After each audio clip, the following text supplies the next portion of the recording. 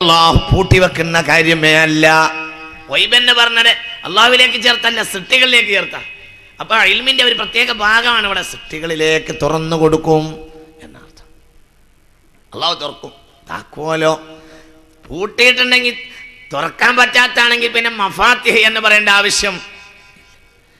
ലാ യഅലമുഹാ ഇല്ലാഹു. പലർക്കും ഈ ആയത്തിൽ അർത്ഥം വെച്ചിട്ട് പേച്ചിട്ടുണ്ട്. ഗൈബ് അല്ലാഹുവിനെ അറിയൂ എന്നാ ചില ആളുകൾ അർത്ഥം വെച്ചത്. ഇത് തെറ്റാണ്. എന്തുകൊണ്ട്? ലാ യഅലമുഹു എന്നല്ല, ലാ യഅലമുഹാ ഇല്ലാഹു. ആ താക്കോൽ എവിടെയാണ് വെച്ചത് എന്ന് പോലും അല്ലാഹുവിനെ അറിയും. അപ്പൊ അള്ളാഹു തുറന്നു കൊടുത്താൽ ആർക്കും ലഭിക്കും. പിന്നീട് പറയാം. ബുദ്ധിയുള്ളവർക്ക് ഞാൻ പറയുന്നതൊക്കെ ചിന്തിക്കണം. ഒന്ന് ആലോചിക്ക്, ഒന്ന് നിഷ്പക്ഷമായി ചിന്തിക്ക്. നാളെയും പഠിക്കാലോ. എല്ലാവരും ഈ കേസറ്റ് കേൾക്കാൻ സാധ്യതയുള്ളവരോടൊക്കെ മാനസികമായി ഞാൻ പറയാണ്, എല്ലാവരും പഠിക്കാൻ തയ്യാറാവും. വൈബ് അല്ലാഹുവിനെ അറിയുള്ളൂ എന്ന് പറഞ്ഞ് ചാടുന്നതിന് പകരം ലാ യഅലമുഹു എന്നല്ല, ലാ യഅലമുഹാ ഇല്ലാഹു. ആ താക്കോലുകൾ എവിടെ വെച്ചു എന്ന് പോലും അള്ളാഹു അല്ലാതെ ആർക്കും അറിയില്ല. ആ താക്കോൽ എടുത്ത ആരുടെ മേൽ അള്ളാഹു തുറന്നാലും അവർക്കത് ലഭിക്കുകയും ചെയ്യും. അള്ളാഹു തആല നന്മയെ പ്രാപിക്കാൻ നമുക്ക് തൗഫീഖ് ചെയ്യട്ടെ. വയഅലമു മാ ഫിൽ ബർരി വൽ ബഹ്റു. കരയിൽ എന്തു നടന്നാലും കടലിൽ എന്തു നടന്നാലും അവനറിയും. വമാ തസ്ഖുതു മിൻ വറഖത്തിൻ ഇല്ലാ യഅലമുഹാ. അല്ലാഹു അറിയാതെ ഇല പൊഴിഞ്ഞു വീഴുന്നേ ഇല്ല. ഒരു ഇല പൊഴിഞ്ഞു വീഴുന്നുണ്ടെങ്കിൽ അള്ളാഹ് അറിയുന്നുണ്ട്. എൻ്റെ റബ്ബേ, എൻ്റെ ഒരു ആയത്താണ്. ഒരു വൃക്ഷത്തിന് തന്നെ 10,000-കണക്കായ ലക്ഷക്കണക്കായ ഇലകളുള്ള ഒരു വൃക്ഷം. ഒരു ആലിനൊക്കെ എത്രയായ. വമാ തസ്ഖുതു മിൻ വറഖത്തിൻ ഇല്ലാ യഅലമുഹാ. അല്ലാഹു അറിയാതെ ഒരില പോലും പൊഴിഞ്ഞു വീഴുന്നില്ല. വമാ വലാ ഹബ്ബത്തിൻ ഫീ ളുലുമാതിൽ അർള് വലാ റത്ബിൻ വലാ യാബിസ് ഇല്ലാ ഫീ കിതാബിൻ മുബീൻ. എവിടെ ഒരു ധാന്യമുണ്ടെങ്കിലും, എവിടെ ഒരു ചെറിയ നിസാരമുണ്ടെങ്കിലും അല്ലാഹു അറിയും. എല്ലാവരെയും അറിയും. എല്ലാവരുടെയും പ്രാർത്ഥന കേൾക്കും. എല്ലാവരെയും അറിയുമെന്നാണല്ലോ സയ്യിദുനാ സുലൈമാൻ മഴയ്ക്ക് വേണ്ടി പ്രാർത്ഥിക്കാൻ പോയ കഥ ഞാൻ ഒരിക്കങ്ങളോട് പറഞ്ഞിട്ടുണ്ട്. മഴ വേണ്ടി പ്രാർത്ഥിക്കാൻ തൻ്റെ അനുയായികളെയും കൂട്ടിപ്പോയി. അങ്ങനെ മരുഭൂമിയിലെത്തിയപ്പോൾ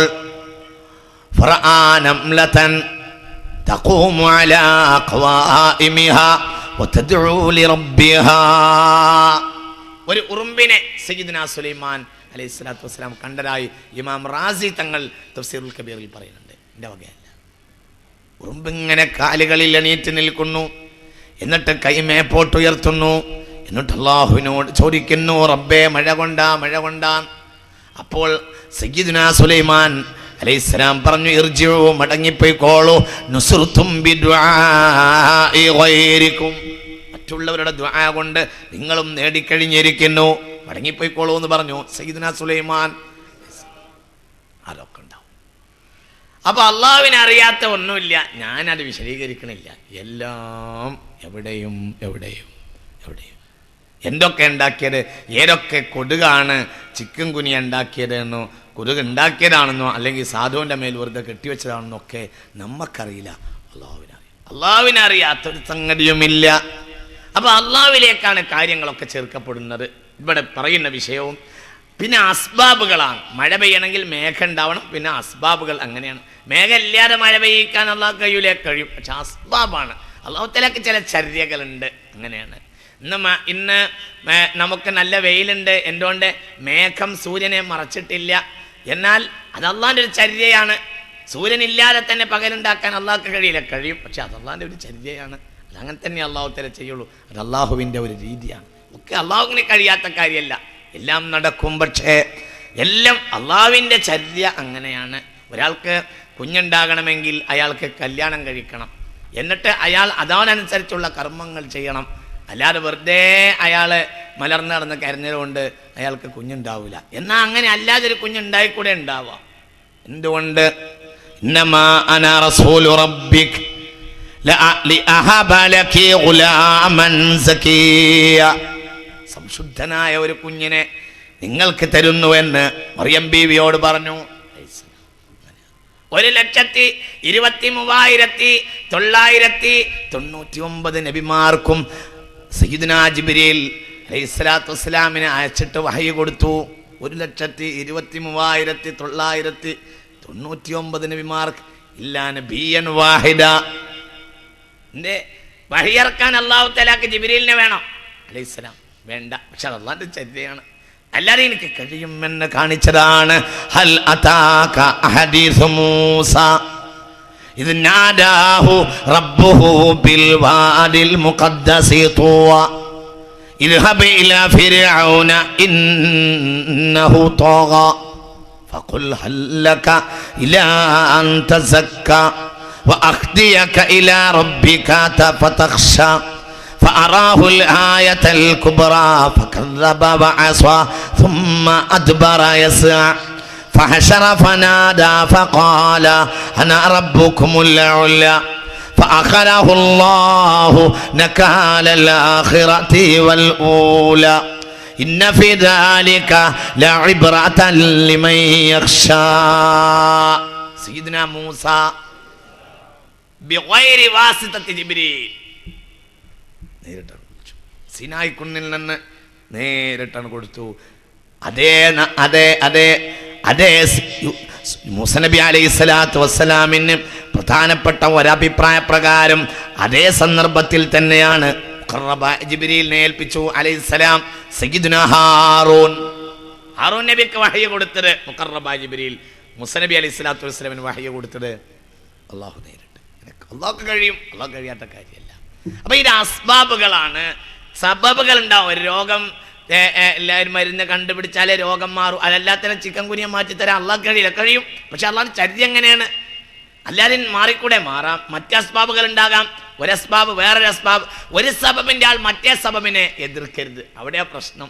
മാവിൽ മാങ്ങണ്ട്, ഈ മാങ്ങ ഈ ഉപഭോക്താവിന് ലഭിക്കണം. അതിനെ ഒരാൾ തീരുമാനിച്ചു കയറിപ്പറിക്കാൻ. ആയിക്കോട്ടെ, അതിലെന്താ വിരോധമുള്ളത്? വേറൊരാൾ വിചാരിച്ചത് തോട്ടിട്ട് പറിക്കാൻ. കയറിപ്പറിക്കുന്നവൻ തോട്ടിക്കാരനെ വിമർശിക്കേണ്ടതില്ല, തോട്ടിക്കാരൻ കയറിപ്പറിക്കുന്നവനെയും വിമർശിക്കേണ്ടതില്ല. വേണ്ട, വേറൊരാളെ നിർദോഷകരമായി എറിയാനാണ് തീരുമാനിച്ചത് എങ്കിൽ ആയിക്കോട്ടെ, അതും ഒരു സബീൽ തന്നെയാണല്ലോ, അതിനും എതിർക്കേണ്ടതില്ല. ഒരാൾ തീരുമാനിച്ചത് മരം മുറിക്കാനാണ്, അവിടെ പ്രശ്നം. അങ്ങനെ അവിടെ പ്രശ്നം അങ്ങനെയാണ്. അപ്പോൾ പരിധിയുണ്ട്, പരിധി വരെയാണ് പോകും. ഇവിടെ നമ്മൾ വിചാരിച്ചത് എന്താണെന്നറിയോ? ഓരോരുത്തർക്കും മറ്റേ വിഭാഗത്തോട് കുശുമ്പാണ്. അങ്ങനെയാണ്. അലോപ്പതിക്കാർക്ക് ആയുർവേദക്കാരോട് കുശുമ്പാണ്. വലിയ യുദ്ധമാണിത്. ഏറ്റവും വലിയ യുദ്ധം, ഈ ഭൂമിയിൽ നടക്കുന്ന ഏറ്റവും വലിയ യുദ്ധം അലോപ്പതിക്കാരും ആയുർവേദക്കാരും തമ്മിലുള്ള യുദ്ധമാണ്. അതുറപ്പാണ്. ഞാനൊരു സ്ഥലത്ത് എവിടുന്നോ ആയുർവേദത്തിൻ്റെ ഒരു മഹത്വം പറഞ്ഞതുകൊണ്ട് പഴയ ഒരുപാട് ഡോക്ടർമാർ ബന്ധപ്പെട്ട ആ മെഡിസിന് പഠിക്കുന്നൊക്കെ വിദ്യാർത്ഥികൾ എന്നോട് പറഞ്ഞു, അതിനെ ആസ്പദിച്ചാൽ മനുഷ്യന്മാർ ഒച്ചിനെ പോലെ അവരെ രോഗം മാറുള്ളൂ, അത്തരം കാര്യങ്ങളൊന്നും ജനങ്ങളോട് പറയരുതെന്ന്. എൻ്റെ വിദ്യാർത്ഥികളെ കൂട്ടത്തിൽ തന്നെ ചില ആളുകൾ, ഇവർക്ക് രണ്ട് കൂട്ടർക്കും കാണാൻ പറ്റാത്തൊരു വിഭാഗമുണ്ട്, ഹോമിയോപ്പതി. അങ്ങനെയാണ്. അപ്പോൾ ഇത് കുശുമ്പാണ്. എന്നാൽ ഇതുകൊണ്ടൊക്കെ രോഗം മാറില്ലേ? ഉറപ്പായിട്ട് മാറും. അലോപ്പതി കൊണ്ട് രോഗം മാറുമെന്ന കാര്യം ഉറപ്പാണ്. എന്തിനാണ് എതിർക്കേണ്ടത്? ഇംഗ്ലീഷുകാരാണ് കണ്ടുപിടിച്ചത്, നമുക്കെന്താ നട്ടുള്ളത്? ഏത് കാര്യം നമ്മൾ ഉപയോഗപ്പെടുത്തണം. നന്മയൊക്കെ ഇംഗ്ലീഷുകാർ കണ്ടുപിടിച്ചാലും കുതിരത്ത് അല്ലാഹു റബ്ബുൽ ഇസ്സത്തിൻ്റെതാണ്. അപ്പം എതിർക്കണ്ട എന്നതുപോലെ ഇനി ഇവർ എല്ലാവരും കൂടിയിട്ട് അവരും അവരല്ലാത്തവരും പിണിയാളുകളും കൂടി എതിർക്കും. എന്തിന്? ആത്മീയ ചികിത്സയെ. അത് മൊത്തം എതിർക്കും. അതിനും വലിയ തെറ്റാണ്. എന്നിട്ട് ആത്മീയ ചികിത്സക്കാർ ഇങ്ങോട്ട് എതിർക്കുക, അവിടുന്ന് അങ്ങോട്ട് എതിർക്കുക. ഇതൊക്കെ തെറ്റാണ്. ഇതൊക്കെ അസ്ബാബുകളാവുന്നു. എങ്ങനെയാണെങ്കിൽ നമുക്ക് സാധനം ലഭിക്കണം എന്നേ ഉള്ളൂ. അസ്ബാബാണ്. ചില സബബിന് നേരം വൈകും, ചില സബബ് നേരത്തെ ആവും. അങ്ങനെയാണ്. കിണറിൽ പൈപ്പ് ഇറക്കിയിട്ട് മോട്ടർ കൊണ്ട് അടിച്ചാൽ 1 സെക്കൻഡ് കൊണ്ട് ഉമ്മാൻ്റെ കൈ സ്വിച്ചിൽ നിന്ന് വരുന്നതിന് മുമ്പ് അകത്ത് വെള്ളത്തും. നേരെ മറിച്ച് ഉമ്മാക്കോ മോൾക്കോ പോയിട്ട് വെള്ളം മുക്കാം, 10 മിനിറ്റ് നേരം വൈകും. അലോപ്പതിയും ആയുർവേദവും തമ്മിൽ വ്യത്യാസമുണ്ട്. എന്നതുപോലെ ആത്മീയ ചികിത്സയും ഒക്കെ വ്യത്യാസം ഉണ്ടാകാം.